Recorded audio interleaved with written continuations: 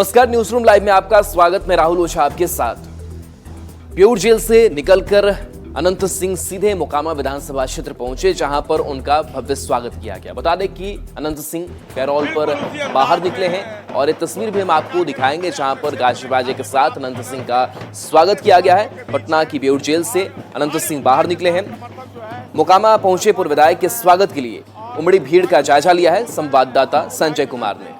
लगातार अपने लोगों के बीच वो आगे बढ़ रहे हैं। आज दिनों में देखिए रोल पर जेल से रिहा हुए हैं और लगातार अपने विधानसभा क्षेत्र में वो परिभ्रमण कर रहे हैं और उनका भव्य स्वागत किया जा रहा है। तस्वीरों में देखिए यहाँ पर किस कदर स्वागत किया जा रहा है। गाड़ियों का काफिला अनंत सिंह का पहुंचा है और सैकड़ों की संख्या में समर्थक जो है वो ढोल नगाड़े के साथ उनका स्वागत कर रहे हैं।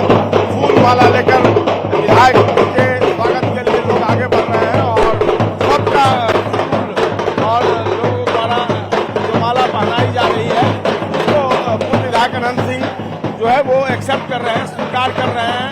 बिल्कुल उसी अंदाज में छोटे सरकार के नाम से अपने क्षेत्र में ख्याति प्राप्त अनंत सिंह अपने समर्थकों के बीच हैं और भारी उत्साह के साथ समर्थक जो है उनका स्वागत कर रहे हैं और स्वागत से अभिभूत हैं। पूर्व विधायक अनंत सिंह लगातार अपने लोगों के बीच वो आगे बढ़ रहे हैं और तस्वीरों में देखिए सुबह से ही निकलने के बाद लगातार जो स्वागत का सिलसिला शुरू हुआ है वो अब भी जारी है। देखना होगा आगे क्षेत्र में वो कहां तक पहुंचते हैं और लोगों तक अपना क्या मैसेज दे रहे हैं।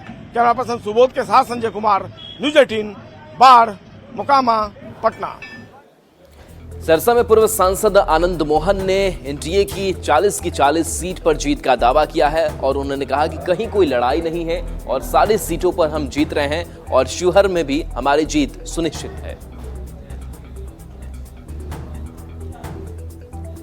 देखिए, पिछली बार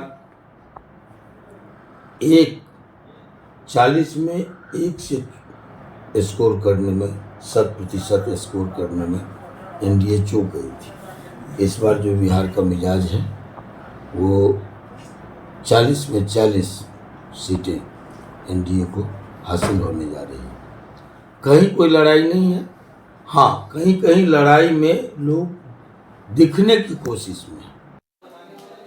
पूर्व सांसद आनंद मोहन ने रोजगार के मुद्दे पर तेजस्वी यादव पर निशाना साधा, लालू परिवार पर निशाना साधा और जिस तरीके से क्रेडिट लेने की होड़ एक मची रही रोजगार को लेकर के, उस पर भी अपनी बात आनंद मोहन ने रखी है। रोजगार के मामले में कुछ लोग कहते हैं हमने रोजी दी, पिताजी के राज में रोजी नहीं दिया, काका जी के राज में रोजी बांटने लगे। नौकरी पिताजी के राज में एक भी नहीं था, काका जी का जो राज आया तो कहते हम ही नौकरी बांट दी। तो ये लफाजी के अलावा, गप के अलावा बाहरी अंदरी कौन करता है न? जाति जाति का शोर मचाता केवल कायर क्रूर। ये कायरता की निशानी है, ये हार की निशानी है। खिसियानी बिल्ली खंभा नोचे। आनंद मोहन का ये शायराना अंदाज और इस पलटवार के बाद से जवाब आरजेडी की तरफ से भी आया है। आरजेडी के मुख्य प्रवक्ता शक्ति सिंह यादव ने कहा है कि बैकग्राउंड जो है और जो इतिहास जो है आनंद मोहन का किसी से छिपा हुआ नहीं है और 17 महीने में क्या कुछ किया है तेजस्वी यादव ने, सभी ने देखा, इसलिए वो श्रेय ले रहे हैं। आदरणीय तेजस्वी जी ने 17 महीने में नौकरी दी है तो श्रेय लेंगे, डंके की चोट पे लेंगे। 17 साल तक जो लोग कुंभकर्णी निद्रा में सोए थे, हम मूर्ख बना रहे थे बिहार के युवाओं को, तो आज क्यों पीड़ा हो रही है? शिवहर वाले क्या बोलेंगे? इनका अतीत कितना सुनहरा है बताने की आवश्यकता है क्या? स्टेशन से लेकर के गांधी मैदान और पाटलिपुत्रा के शादी समारोह में कितनी तरह की बरसात हुआ है इन पर, ये वीडियो सबके सामने न है। ये कौन सा राजनीतिक कर्मी हो निकले भाई? लोकसभा चुनाव के तीसरे चरण की 7 मई को वोटिंग होनी है और इस वोटिंग को लेकर के आज जो चुनावी प्रचार का शोर है वो आज शाम थम जाएगा। और इस बार की अगर सीट की बात करें तो 5 सीटें हैं जिस पर इस चरण में मतदान होना है। तो जिन सीटों को लेकर के मतदान होना है उसको लेकर के नेता जमकर पसीना बहा रहे हैं और झंझारपुर का जो मुकाबला है रामप्रीत मंडल वर्सेस सुमन महासेठ का है, जहां पर सीधा मुकाबला यहां पर माना जा रहा है।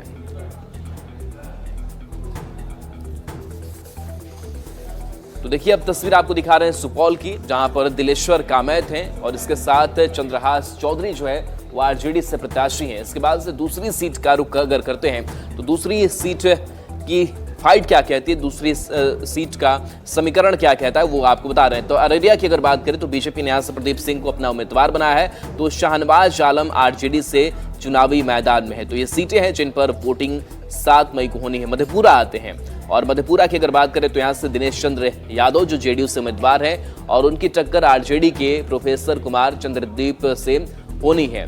तो ये वो सीटें हैं जिन पर मतदान होना है। खगड़िया की बात करते हैं तो राजेश वर्मा जो एलजेपीआर से उम्मीदवार हैं और सीपीआईएम संजय कुशवाहा जो हैं वो इस चुनावी मैदान में उतरे हुए हैं।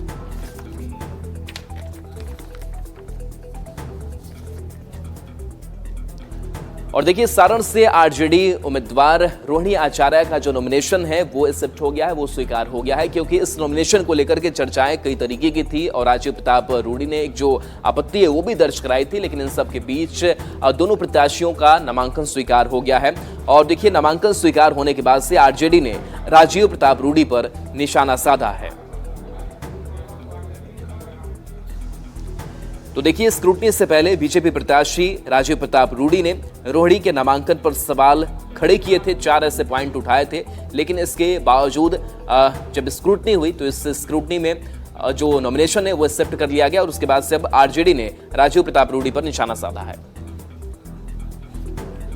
जो लगा रहे हैं आरोप लगाने वाले के मन स्थिति में गड़बड़ियाँ हैं, उनकी सोच में गड़बड़ियाँ हैं, उनकी राजनीति में गड़बड़ियाँ हैं, उनके अभियान करने के प्रोसेस में गड़बड़ियाँ हैं। और देखिए प्रधानमंत्री नरेंद्र मोदी ने तेजस्वी यादव को शहजादा कहा, जिसके बाद तेजस्वी यादव ने उन्हें पीरजादा कहा और इस पर अब जेडीयू के प्रदेश अध्यक्ष उमेश कुशवाहा का बयान सामने आया है और उन्होंने कहा है कि प्रधानमंत्री नरेंद्र मोदी और नीतीश कुमार की जो जोड़ी है वो करिश्माई तौर पर बिहार और देश में काम कर रही है। जनता जो है, जो एनडीए की सरकार है माननीय प्रधानमंत्री नरेंद्र मोदी जी को, और बिहार में जो डबल इंजन की सरकार है माननीय मुख्यमंत्री नीतीश कुमार जी के नेतृत्व वाली सरकार, पूरा विश्वास करती है, भरोसा करती है। दोनों नेता जो हैं जनता के लिए प्रतिबद्धता है इनके पास, एक एक दिन लगे हुए रहते, एक एक दिन काम में तरक्की के लिए लगे रहते। बिहार की तरक्की कैसे हो, देश की तरक्की कैसे हो। वो तो सिर्फ अपने परिवार की तरक्की चाहते हैं तेजस्वी जी। उनका तो इतिहास भूगोल परिवार से शुरू होता है, परिवार में ही खत्म हो जाती है। और इधर उपेंद्र कुशवाहा की अगर बात करें तो उपेंद्र कुशवाहा ने तेजस्वी यादव के बयान पर पलटवार किया है और कहा है कि जितनी सुरक्षित पीएम की कुर्सी है शायद उतनी सुरक्षित कोई कुर्सी दुनिया में नहीं है। मोदी जी की कुर्सी खतरे में, उनके कहने से खतरा है। मोदी जी की कुर्सी इतनी सुरक्षित है, दुनिया भर में जितने राष्ट्राध्यक्ष प्रधानमंत्री हैं किसी की कुर्सी इतनी सुरक्षित नहीं है दुनिया में, उससे ज्यादा मोदी जी की कुर्सी सुरक्षित है। फुलवारी शरीफ की बात करते हैं। फुलवारी शरीफ में रामकृपाल यादव ने एनडीए की बैठक की और इस बैठक में शामिल होने के दौरान उन्होंने लालू यादव पर तंज कसा और लालू यादव पर कहा कि दाल भात खा करके वो सोने वाले मुख्यमंत्री थे और जब पहले की जो आरजेडी थी वो अब की आरजेडी नहीं है, बहुत कुछ उसमें परिवर्तन हो चुका है। उन्होंने कहा कि उस समय कि हम कार्यकर्ता हैं जो गरीबों, पिछड़ों, किसानों की हक की बात करते थे, सामाजिक न्याय की परिभाषा जो है वो अब बदल चुकी है।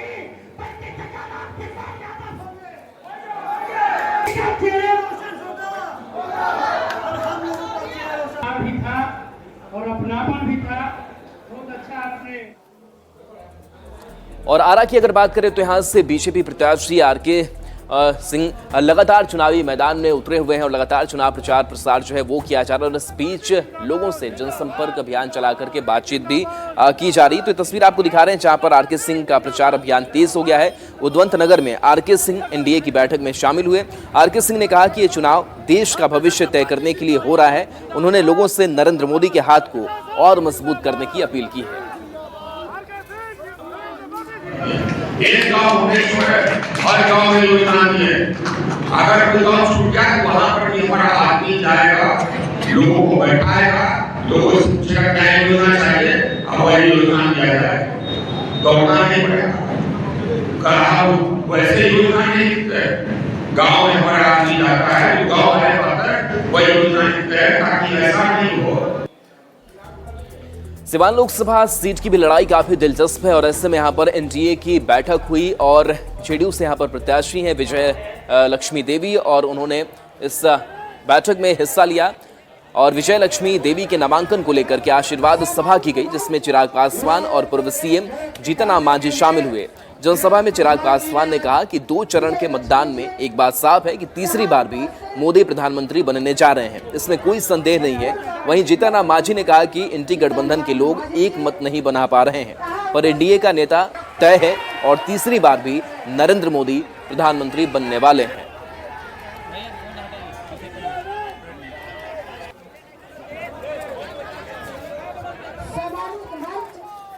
तो देखिए सीवान से एनडीए उम्मीदवार हैं विजय लक्ष्मी और चिराग पासवान और मांझी ने इसमें हिस्सा भी लिया है और चिराग पासवान और मांझी ने अपनी बात भी रखी और लगातार एनडीए के जो प्रत्याशी हैं उनके पक्ष में प्रचार प्रसार किया जा रहा है और एकजुटता दिखाने की भी कोशिश की जा रही है कि एनडीए के चाहे जो भी घटक दल है वो एक दूसरे के साथ बिल्कुल खड़े हैं।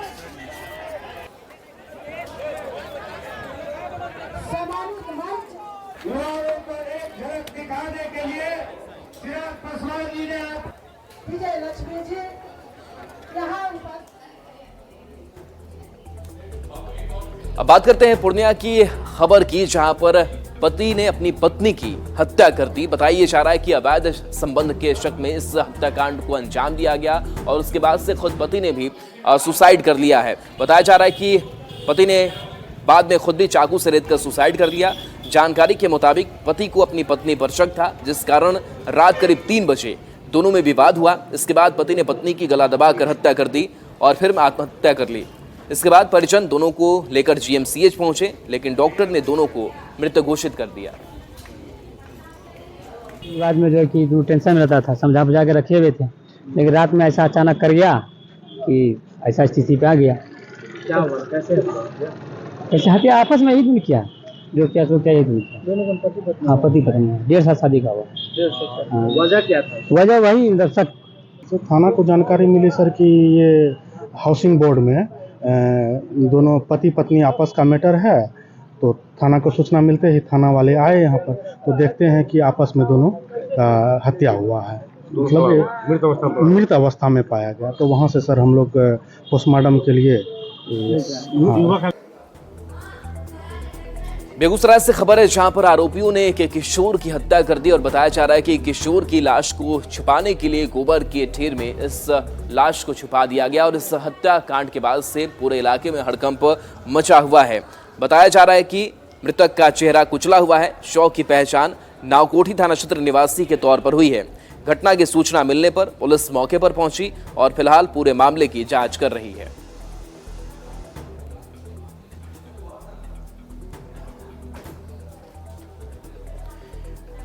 तो ये तस्वीर आपको दिखा रहे हैं बेगूसराय में इस हत्याकांड के बाद से सनसनी है और बताया जा रहा है कि निर्मम तरीके से किशोर की हत्या कर दी गई है और शव की पहचान भी कर ली गई है। बताया जा रहा है कि नावकोठी थाना क्षेत्र निवासी के तौर पर पहचान हुई है। घटना के बाद पुलिस भी मौके पर पहुंची हुई है और बताया ये जा रहा है कि शव को खेत में रखे गोबर के ढेर में दफना दिया गया था।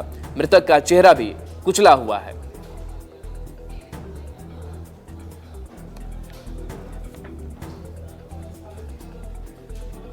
गया से खबर है जहां गया में छेड़खानी के आरोप में दबंगों ने 3 नाबालिगों को पोल से बांध दिया जिसके बाद से स्थानीय लोग भी वहां पर इकट्ठे हो गए और यह जो ड्रामा है वो कई घंटों तक चलता रहा।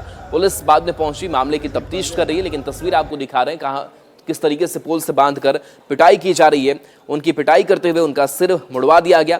इस पूरी घटना का वीडियो अब सोशल मीडिया पर वायरल हो रहा है। घटना नीचक बथानी थाना क्षेत्र की बताई जा रही है। फिलहाल पुलिस ने इस मामले में 2 लोग को गिरफ्तार किया है और घटना में 6 लोग नामजद हैं और पुलिस मामले की कार्रवाई कर रही है।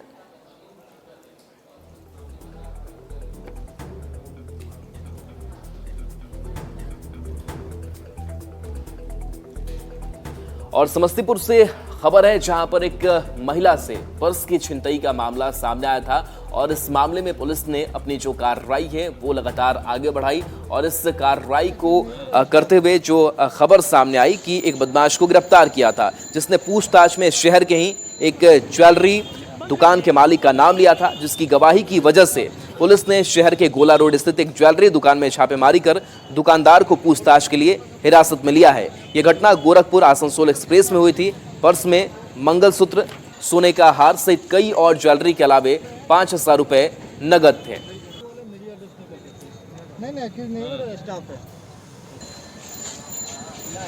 अभी अनुसंधान चल रहा है, गिरफ्तारी भी हुई है। अभी जस्ट अनुसंधान चल रहा है, बस हिरासत में लिया है। अभी अनुसंधान चल रहा है। सर ये चोरी कहाँ हुई थी सर? ये आसनसोल ट्रेन में हुई थी।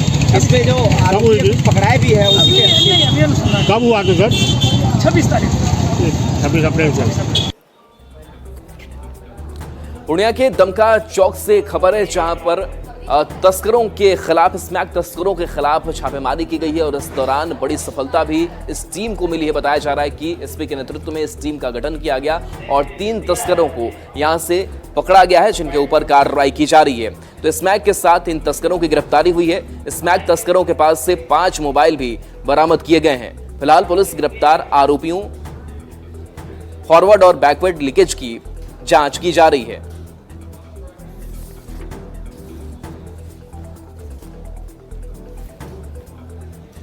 और देखिए, इस बीच बड़ी खबर राजधानी पटना से सामने आ रही है जहां पर हत्याकांड की घटना को अंजाम दिया गया है। बताया जा रहा है कि एक युवक की हत्या कर दी गई है। तो पटना से ये बड़ी खबर आपको बता रहे हैं जहां युवक की गोली मारकर हत्या कर दी गई है।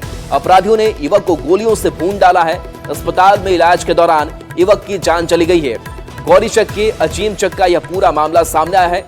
घटनास्थल से 4 खोखा बरामद हुआ है। पुलिस मामले की छानबीन करने में जुटी हुई है। और चलिए, एक ब्रेक का वक्त हो चला है, जल्द वापस आते हैं।